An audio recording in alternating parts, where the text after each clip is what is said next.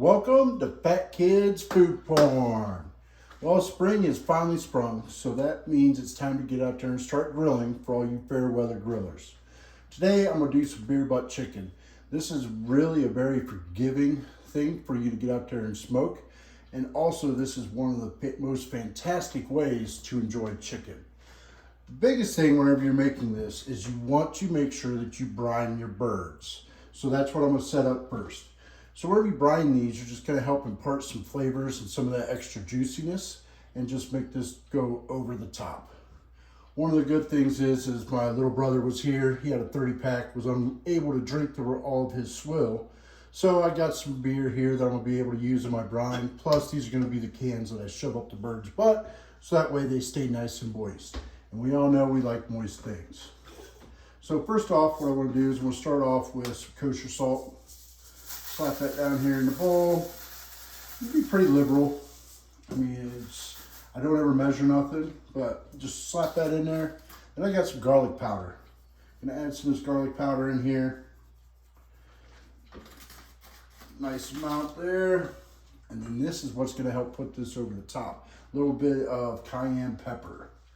So it's not going to make it too hot, and actually it just kind of enhances it a little bit. So for the folks out there that don't like spicy things, this isn't going to tear them up. Just gonna give it a little bit of a flair to it. All right, we got all that in there. I'm gonna start with some water. Fill it about halfway up. And take our good old Bush Light, slap it in there. Now save these cans, because as I said, this is what we're gonna shove up the bird's butt.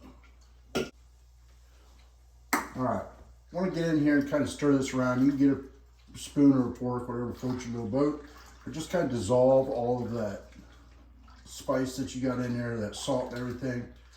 That way it's just kind of imparted in all of the water. So that way when we slap the little birdies in here, you're able to soak all that up. And you can use a couple bowls, I'm just using one. Oop, and I'm making a mess. Wifey's gonna love that. But, oh well, she's not here to see it, so she'll never know until she watches the video. All right, we got our birdies in there. What I'm gonna do now is I'm gonna slap a lid on these. I'm gonna go stick them in the fridge.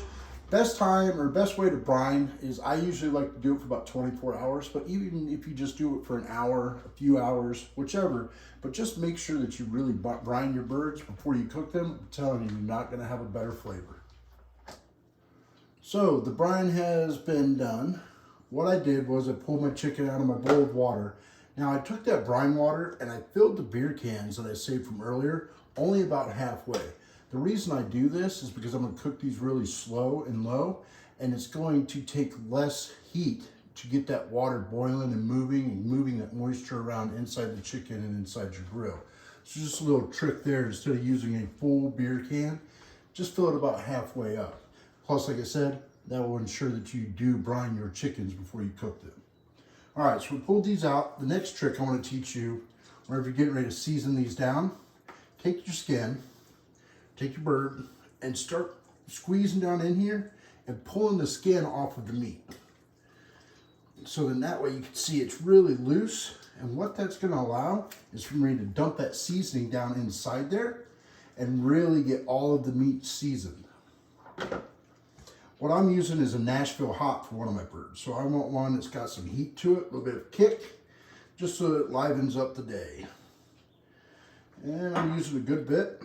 And all I'm gonna do is get in there, play, rub that all around, make sure that that seasoning is all around that meat down inside of there. It's gonna get all the way down into that thigh meat and everything else as well. So don't be afraid to use your seasoning. Especially with chicken. Beef, I usually really hesitant on how much seasoning I use, but whenever it comes to chicken, you usually can't go wrong. Just be mindful of the salt and what your tastes are. All right, so I've got that there. Now I want to get the skin nice and seasoned as well. So just put a nice healthy coat all around the skin, flip them over.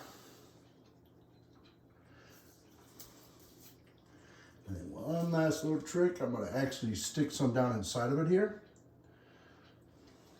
Just so we really get that flavor all the way through there. All right, that birdie done. Flip over to the next one. Same thing, pull that skin off. You can see where my finger's kind of pushing out, just pulling it off the meat. This one's got a lot of skin to him. What I'm gonna use on this one is actually called a Montreal chicken spice. Got a lot of good different herbs and everything in there. It's usually really tasty on chicken, especially when you grill it. So now the chickens are all seasoned up, ready to get their little pedestal, get the beer can up their butt. Whenever you're doing that, essentially you want to get them on there. You want the can in there far enough to where it's going to sit without falling over. That way you've got your birdie just sitting there nice and pretty. Whenever you stick him on the grill, he's all set for that long, slow cook. All right, birdies are ready. I got Big Red fired up out there coming to temperature for me. So today, this one is going to go very low and slow. And what I mean by low, about 225 degrees. So 3 hours, I'm gonna impart, I'm using cherry wood, that smoke in there. And I'm gonna have that nice smoke ring that you'll see at the end. That is just gonna set this dish completely off. So those are all set. Next thing is I want to show you how to make a oil and butter rub that's going to help crisp up your skin and just make this, oh my goodness, delicious. So now I'm ready for my butter and olive oil that I'm going to baste this chicken with. It's going to give it that really golden brown texture and that crispy chicken skin that you're just going to absolutely love. People are going to be fighting over who gets the skin. Butter I'm using today is an Irish garlic and herb butter. It's really good, but you can use any type of butter, about a quarter stick. Throw some olive oil in on top of it. Slap it out there on the grill, let it melt down, and then we'll just baste away as we're sitting there smoking this chicken. All right, as you can see, I've got the bird set off to the side of the heat. I had the breast facing away from that heat so they crisp up and it's perfect. As I said, I went really low. I'm only doing about 225, so this is really going to absorb a lot of smoke. It's going to take a little bit longer. The nice thing about this is you can play with it and try different temperatures. Move it around on the grill on how close you put it to the heat. The one thing, whenever you're making food porn, in order for it to be fantastic, you have got to have some epic fails. And trust me, I have had some epic fails. But don't fret. Continue to try, practice, enjoy what you're doing, and just have fun. Well, I've got 3 hours to go, so I need to go find me a bottle of rum and start day drinking. Well, we're about 2 hours into our smoked beer butt chicken. Now we can start getting some veggies ready.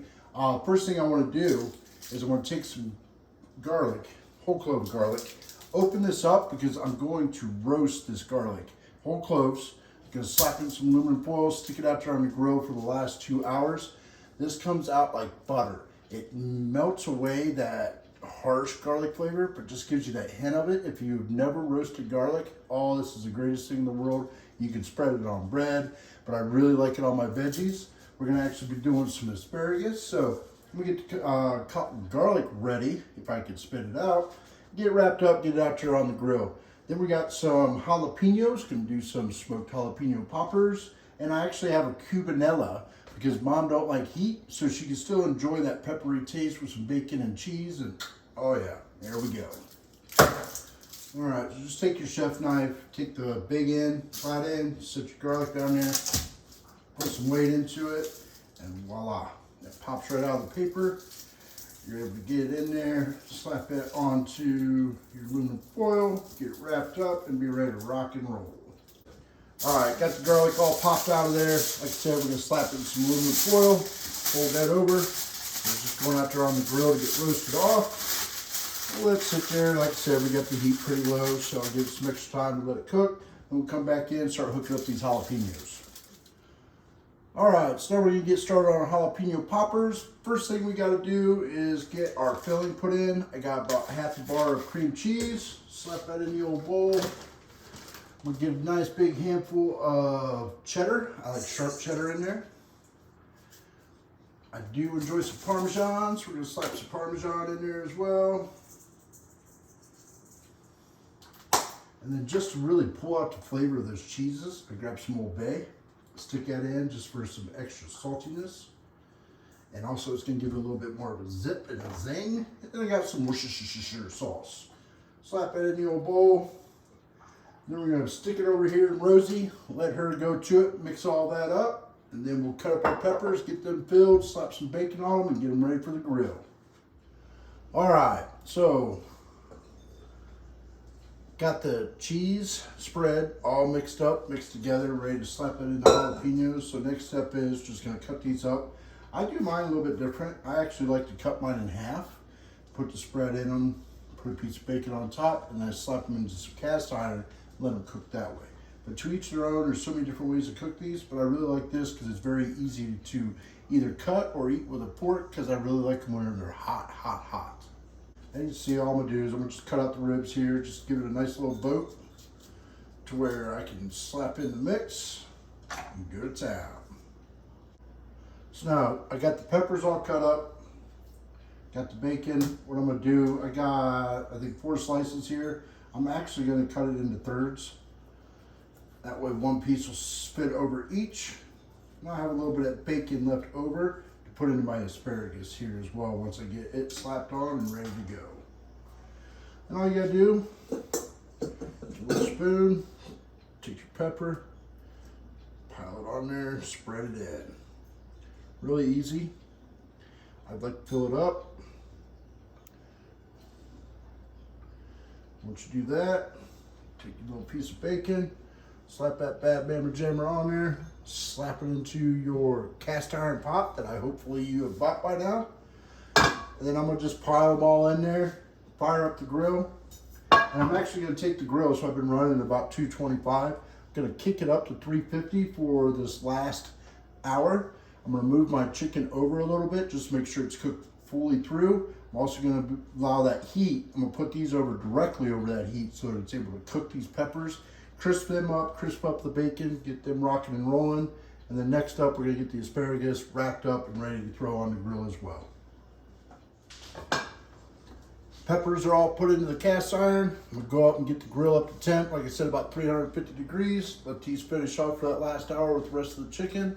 I'll be back to do up the rest of that asparagus. Now we're back. Let's get this asparagus finished off so we can get it on the grill so it can finish off. And then before you know it, we'll be plating this, and you're gonna have one of the best dishes. As I was saying earlier, this is one of the easier ones for you to get out there and smoke and kind of test and try. The biggest thing with cooking is just enjoy what you're doing. Allow it to decompress you. If you're not enjoying cooking, you gotta find a way to make it joyful. Have some fun with it. Go get you some rum, get you some beer, whatever it is. Just find a way to make it joyful. So what I'm doing now is I got my asparagus, got a whole asparagus. What you want to do is you want to find that point where it doesn't bend, and that is going to be very stringy. So usually I can eyeball it pretty well.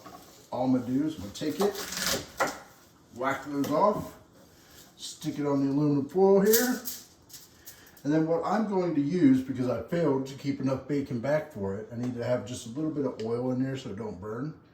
I'm going to sprinkle some extra virgin olive oil over top of it. And then I'm going to use my house mix. So what I make, and I have in my own little grinder here, is black peppercorn, sea salt, and granulated garlic. I throw that into my spice blender, throw it all in there, mix it up, come out with this. I use this for quite a bit of things, and it's amazing how good it tastes. And it's fresh. You don't know how long some of that stuff sits on the shelves or whatever else, but I just like making my own and enjoy doing different things. So get this slapped on, we'll get this all finished up, and then we'll be coming back, plating it all up, and having a fantastic meal. As you've seen, we had a spring shower pop up, so I was able to give you a little bit of video. I moved everything around on the grill. I moved my chickens closer, and I spun them around so that the breast is facing that heat as we finish them off. I want that heat to really start bubbling and boiling that juice or liquid that's in those cans, start permeating through. I have the poppers that are sitting there over that direct heat, really get them going.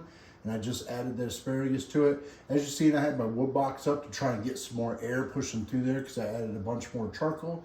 Like I said, I'm trying to go from about 225 degrees to 350. Let that last hour finish off, and then we'll be ready to plate this. I'll show you how to check the thermometer so that you're not killing everybody in your dinner party. Usually, whenever I'm doing chicken, I've learned that you can just poke into it And if you see clear juices and no blood and everything, you're usually pretty good. If you don't see juices, you overcooked it and you need to practice a little bit more. As you do it more and more and more and you become fat and happy like me, you'll just be able to do this without really a lot of time. You don't always need that meat thermometer, everything else. But until you get there, you have all those tools to use, utilize, and just make the best of it. I'm a special guest today. There you go. All right, 4 hours later, we got the chicken smoked, we got the poppers cooked, we got the asparagus going. I want you to see what cast iron will do. So if you ain't got none, go out and buy it. I've been telling you bitches about this long enough. Go get some cast iron. So our beer butt chicken, as you can see, that skin just come out, just all so pretty, nice brown, crispy. A little bit of olive oil and some butter, just really does that up very well. Got the asparagus, got the poppers, got the oldest daughter, the grandkids in the background demanding that he eats now, so we gotta get down to it. As I've always told you, the whole point of this show is to inspire you to get out, cook, enjoy life. Nothing better than to cook for those that you care about and love and enjoy a great meal.